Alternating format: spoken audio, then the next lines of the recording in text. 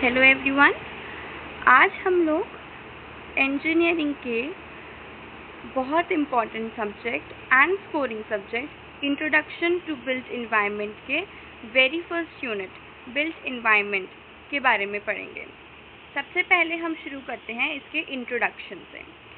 The built environment refers to all human-made surroundings created for human activities such as living, working, transportation, communication, education and recreation. Basically, built environment जो है वो human-made surrounding है। Built environment क्या है? वो surrounding, हमारा जो environment है जो कि human-made है, जो कि ह्यूमन ने रहने के लिए, काम करने के लिए, ट्रांसपोर्टेशन के लिए, कम्युनिकेशन के लिए, एजुकेशन के लिए, बेसिकली खुद की फैसिलिटीज़ के लिए जो बनाया है उसी को हम लोग बिल्ट एनवायरनमेंट कहते हैं। इसके अंदर बिल्डिंग्स आती है, रोड्स आती है, ब्रिजेस आते हैं, railways, water supply systems, drainage systems, parks और बहुत सारी अदर इंफ्रास्ट्रक्चर फैसिलिटीज़ भी आती है।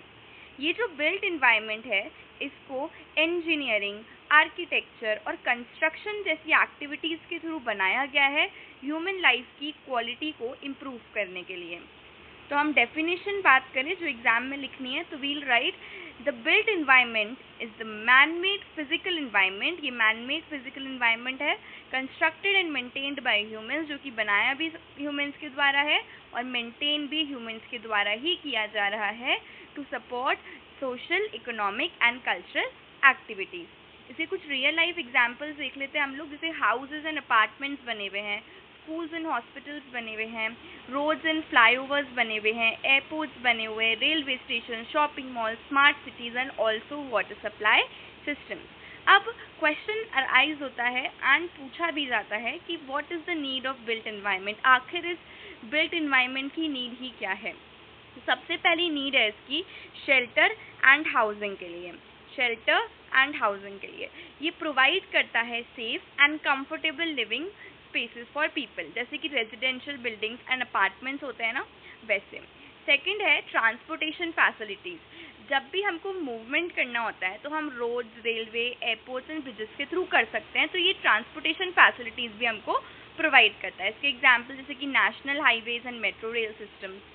थर्ड है इकोनॉमिक डेवलपमेंट के लिए। इंडस्ट्रीज प्रमोट होती है, बिजनेसेस आते हैं, एम्प्लॉयमेंट अपॉर्चुनिटीज़ मिलती है, जैसे कि industrial areas and commercial complexes.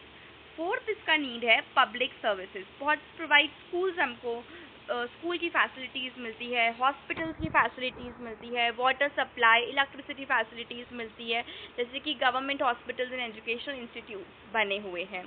Fifth आता है हमारे पास में कम्युनिकेशन एंड कनेक्टिविटी। ये कम्युनिकेशन नेटवर्क को इम्प्रूव करता है और कनेक्टिविटी भी बढ़ाता है, जैसे कि इंटरनेट का इंफ्रास्ट्रक्चर और telecom towers.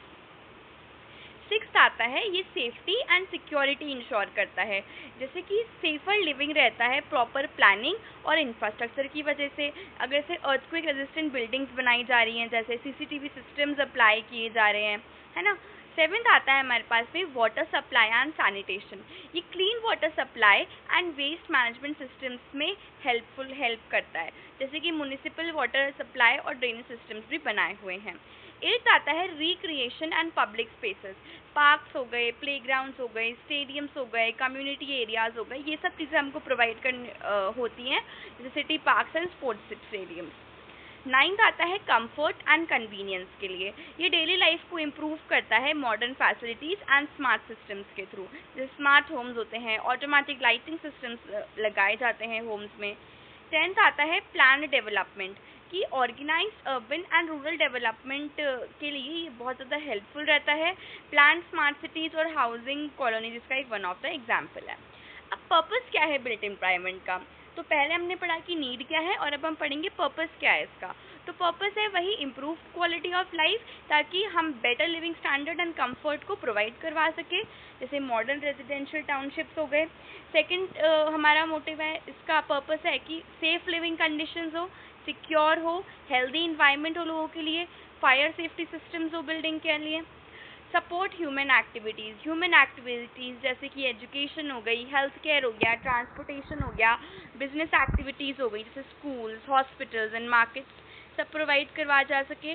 Transportation and communication को भी इम्प्रूव करना, एफिशिएंट ट्रांसपोर्टेशन और कम्युनिकेशन सिस्टम्स का होना, metro, rail and internet services हो गई जैसे।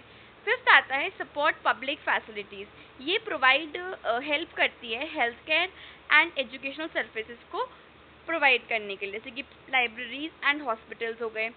सिक्स्थ है हमारे पास में सस्टेनेबल डेवलपमेंट भी प्रमोट करता है, ये एफिशिएंट यूज ऑफ रिसोर्सेज में हेल्प करती है और एनर्जी कंजर्वेशन के ऊपर वर्क करती है, जैसे ग्रीन बिल्डिंग्स और सोलर एनर्जी सिस्टम्स को भी अप्लाई किया जा रहा है। ये नेचुरल रिसोर्सेज को कंजर्व करती है,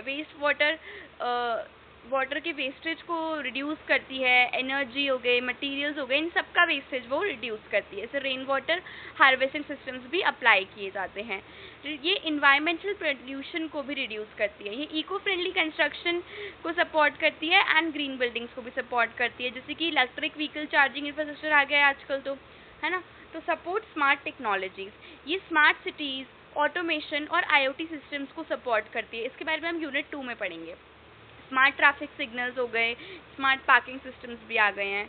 ये एक ऑर्गेनाइज्ड कम्युनिटी को क्रिएट करती है सिस्टमैटिक और एफिशिएंट अर्बन प्लानिंग के लिए, रेजिडेंशियल कॉलोनीज और स्मार्ट सिटीज़ भी बनाई जाती है। तो इसका कंक्लूजन ऑल ओवर ये है कि जो बिल्ट इन्वायरमेंट है वो बहुत ज़्यादा इंपॉर्टेंट पार्ट है हमारी मॉडर्न सोसाइटी का।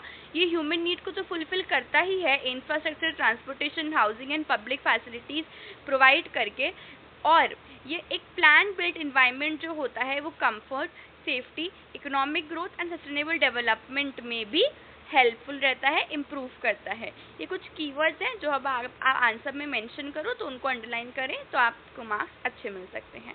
Thank you so much.